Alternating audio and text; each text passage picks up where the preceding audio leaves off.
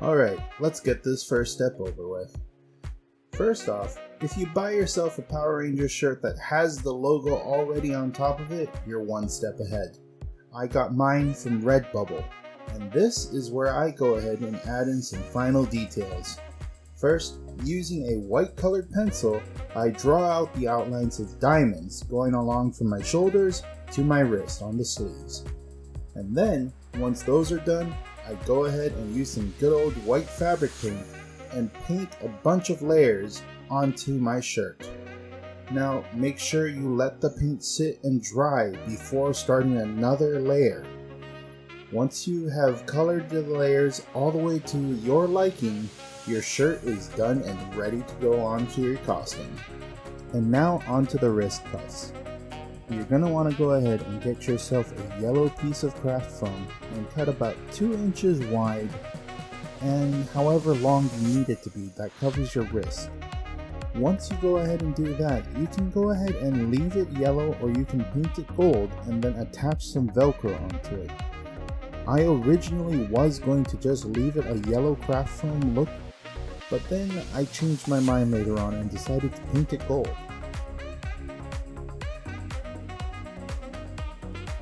Next up is the belt buckle. Now we're going to need only 2 shapes, a circle and a square. For the circle, we're going to need to cut about 3 different circles so that way we can add a little bit of depth to our buckle.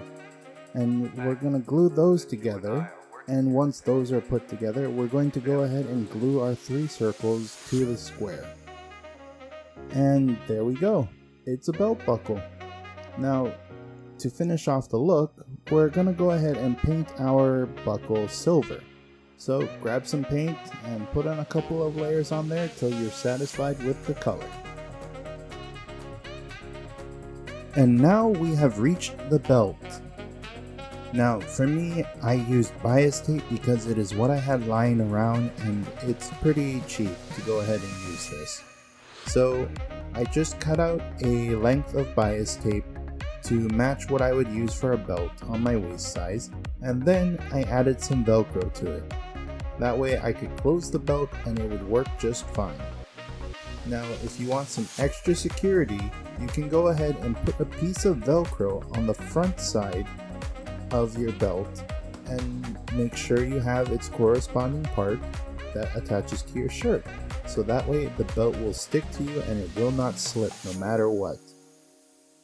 Now, to go ahead and finish off the belt, I put another piece of Velcro on the other side and then attached it to the belt buckle. That way, I can actually reuse this belt for other costume projects, which will be coming up soon enough. And with that being said and done, your belt is done and ready for your costume.